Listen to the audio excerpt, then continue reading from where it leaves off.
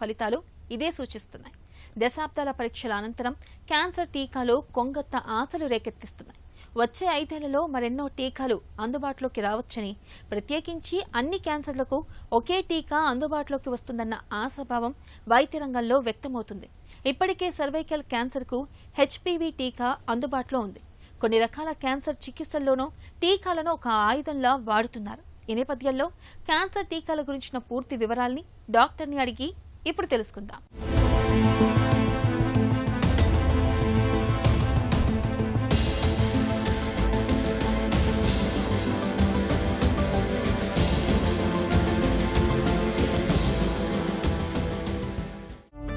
Cancer vaccine కథ ఏంటి? Cancer vaccines, ఈ వ్యాక్సిన్స్ అన్న పదం మనకి చిన్నప్పటి నుంచే ఏదైతే టీబీకి కావాల్సిన వ్యాక్సిన్ బీసీజీ నుంచే మొదలవుతుంటుంది. సో మనం చాలా రోగాలు లైక్ పోలియో కానీ టీబీ కానీ దీన్ని అరికట్టగలిగాం. మరి క్యాన్సర్స్కి వ్యాక్సిన్ అంటేనే మనకి ముందు చాలామందికి ఆనందంగా అనిపిస్తుంది, అబ్బా క్యాన్సర్ కూడా వ్యాక్సిన్ వచ్చేసింది, ఇంకా మొత్తం ఇక జీవితంలో ఎటువంటి జబ్బులు రావు, ఆ క్యాన్సర్ నుంచి మనం బయటపడిపోతామని చాలామంది చాలా న్యూస్లో చాలా ఆనందం వ్యక్తం చేస్తుంటారు. కానీ ఈ వ్యాక్సిన్ అన్నది క్యాన్సర్లో ఎలా మొదలైంది అంటే, కొన్ని క్యాన్సర్స్ ఏంటంటే మనం వ్యాక్సిన్స్ ఇవ్వకపోయినా ఆటోమేటిక్గా తగ్గిపోయే క్యాన్సర్స్ ఉంటాయి. అంటే అది <1% కానీ మన లిటరేచర్లో చూసాం. దీనికి ఉదాహరణ ఏంటంటే, కొంతమంది కిడ్నీ క్యాన్సర్లు వచ్చినాయి, మొత్తం స్ప్రెడ్ అయిపోయింది. కానీ అందరూ ఏమనుకుంటారంటే ఇంకా అయిపోయింది లైఫ్ అనుకుంటారు, ట్రీట్మెంట్ కూడా ఏమీ తీసుకోరు. కానీ ఒక 1 year తర్వాత పూర్తిగా జబ్బు లేకుండా వస్తుంటారనమాట. అది ఎలా సాధ్యమైంది అంటే, ఆ క్యాన్సర్ ఏం చేస్తుందంటే మన బాడీలో ఉన్న ఇమ్యూన్ సెల్స్ని ఎక్కువ యాక్టివేట్ చేస్తుంది. ఎప్పుడైతే బాడీ ఫుల్గా యాక్టివేట్ అయ్యి ఆ ఇమ్యూన్ సెల్స్ని ప్రొడ్యూస్ చేయగలుగుతుందో అప్పుడు కరెక్ట్గా క్యాన్సర్ కణాలని అది చంపేస్తుంది. సో అక్కడే ఫస్ట్ ఈ క్యాన్సర్ వ్యాక్సిన్ యొక్క ఆలోచన ప్రపంచం మొత్తం మొదలైంది. సో అలాంటి క్యాన్సర్స్లో మనకి ముఖ్యంగా తీసుకుంటే ఈ కిడ్నీ క్యాన్సర్ ఒకటి, స్కిన్లో మెలనోమా క్యాన్సర్ ఒకటి, ఇవన్నీ ఆటో రిగ్రెషన్ చూపించినాయి. అంటే ఏం ట్రీట్మెంట్ ఇవ్వకపోయినా కంప్లీట్గా క్లియర్ అయిపోయినాయి బాడీలో. సో అక్కడే ఈ క్యాన్సర్ వ్యాక్సిన్ యొక్క రీసెర్చ్ మొదలైంది. ప్రస్తుతం ఎలాంటి క్యాన్సర్లకు టీకాలు అందుబాటులో ఉన్నాయి? మనకి ఇప్పుడు ప్రూవ్ అయినవి ఏంటంటే, సర్వైకల్ క్యాన్సర్, ఆడవాళ్ళలో వచ్చే గర్భసంచి మూతి క్యాన్సరు హెచ్పివి వైరస్ వలన వస్తుంది. ఆ హెచ్పివి వైరస్కి కావాల్సిన వ్యాక్సిన్ మనం ఇస్తే మాత్రం ఈ సర్వైకల్ క్యాన్సర్ వచ్చే అవకాశాలని తగ్గించవచ్చు. సో అందుకని ప్రస్తుతానికి మనకి అన్ని క్యాన్సర్ కాదు, ఒక ఆడవాళ్ళలో వచ్చే సర్వైకల్ క్యాన్సరు, ఈ హెచ్పివి వైరస్ సర్వైకల్ క్యాన్సరే కాకుండా మొడ్డి క్యాన్సర్స్, తర్వాత ఓరోఫెరింజియల్ అంటాం అంటే థ్రోట్ క్యాన్సర్స్, టంగ్ క్యాన్సర్స్, అలాగే పురుషుల్లో అంగం మీద వచ్చే క్యాన్సర్స్ కూడా ఈ హెచ్పివి వైరస్సే కారణం. సో ఈ హెచ్పివి వైరస్లో కొన్ని స్ట్రెయిన్స్ ఉంటాయి, ఒక 10 రకాలు 30 రకాల స్ట్రెయిన్స్ ఉంటాయి. ఒకవేళ మనం ఈ స్ట్రెయిన్స్ అన్నీ కవర్ చేయగలిగితే ఈ వైరస్తో వచ్చిన ఏవైతే ఇన్ఫెక్షన్స్ కావచ్చు, క్యాన్సర్ కావచ్చు, వీటిని కంప్లీట్గా మనం అరికట్టగలుగుతున్నాం. సో ఒకప్పుడు ఈ క్యాన్సర్ యొక్క వ్యాక్సిన్ అవైలబిలిటీ అన్నది ఓన్లీ ప్రైవేట్ సెక్టర్లోనే ఎక్కువ ఉండేది. అంటే ఎవరైనా ఎడ్యుకేటెడ్ పీపుల్ పీడియాట్రిషియన్ అడిగినప్పుడు మనం దీన్ని ఇస్తున్నాం. అందులో ఒక 2-3 బ్రాండ్స్ ఉన్నాయి.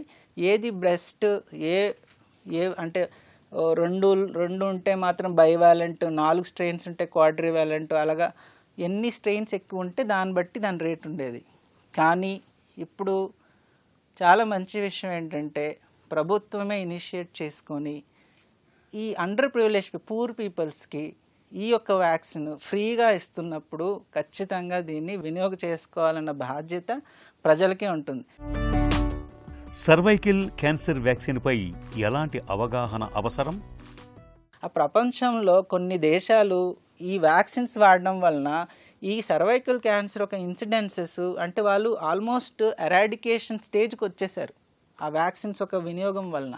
కానీ మనం ఇప్పటికే ఒక 10-15 years లేట్గా నడుస్తున్నాం. పోనీ ఇప్పటికైనా మనం దాన్ని రియలైజ్ అయ్యి ఈ వ్యాక్సిన్ కానీ మన ఆడపిల్లలకి, ఎస్పెషల్లీ మనకి మోస్ట్ కామన్ ఈ రూరల్ పాపులేషన్లో ఉన్న క్యాన్సర్ ఏంటంటే మోస్ట్ కామన్ ఈ సర్వైకల్ క్యాన్సరే. చాలా చిన్న వయసులో 30 సంవత్సరాల వయసులో మనం ఈ సర్వైకల్ క్యాన్సర్ చూస్తుంటే డాక్టర్గా మాకు కూడా చాలా బాధ అనిపిస్తుంటుంది. కానీ ఒక ప్రూవ్ అయిన వ్యాక్సిన్ దీని గురించి మనం ఖచ్చితంగా మాట్లాడుకోవాలి. ఖచ్చితంగా అండర్ ప్రివిలేజ్ పీపుల్ కానీ గవర్నమెంట్ ఇచ్చిన ఈ యొక్క అవకాశాన్ని అందరూ వినియోగం చేసుకోవాలని నా మనవి. సో ఇది ప్రూవన్ క్యాన్సర్. క్యాన్సర్ చికిత్సలో కూడా టీకాలను వాడుతున్నారా? చాలామందికి తెలియని విషయం ఏంటంటే మనం యూరినరీ బ్లాడర్ మూత్రసంచి క్యాన్సర్స్ ట్రీట్మెంట్ అయిన తర్వాత రాకుండా ఉండడానికి కూడా ఈ వ్యాక్సిన్స్ వాడుతుంటాం. ఇది చాలామందికి అంటే ట్రీట్మెంట్ తీసుకున్న వాళ్ళకి తెలిసి ఉండొచ్చు కానీ జనరల్ పబ్లిక్కి తెలీదు. సో బీసీజీ వ్యాక్సిన్ ఒక ట్రీట్మెంట్ గురించి వాడచ్చు అన్నది ఆల్రెడీ సైంటిఫికల్లీ ప్రూవెన్. అన్ని క్యాన్సర్లకు ఒకే టీకా రాబోతుందని అంటున్నారు, నిజమేనా? మన బాడీలో చాలా రకాల జీన్స్ ఉన్నాయి.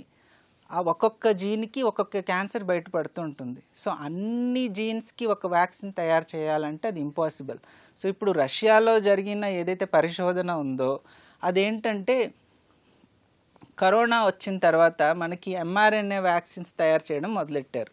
అంటే ఏంటి, కోవిడ్కి కూడా ఒక రకరకాల స్టెయిన్స్ మారుతూనే ఉన్నాయి. ఒకసారి ఒక స్టెయిన్ అంటున్నాం, ఇంకోసారి రెండో స్టెయిన్ అంటున్నాం.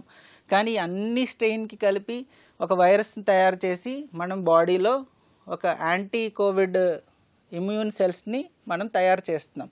సో అలాగే ఈ క్యాన్సర్ కూడా రకరకాల జీన్స్ ఉన్నాయి, రకరకాల స్టెయిన్స్ ఉన్నాయి. కానీ బాడీలో ఒకే ఒక సెల్ని కానీ మనం యాక్టివేట్ చేయగలిగితే ఈ అన్ని క్యాన్సర్ని మనం చంపేయచ్చు అని ఆలోచనతోనే పరిశోధన మొదలయ్యాయి. అంటే ఇది రష్యా కాదు, యుఎస్లో నడుస్తుంది, జర్మనీలో నడుస్తుంది.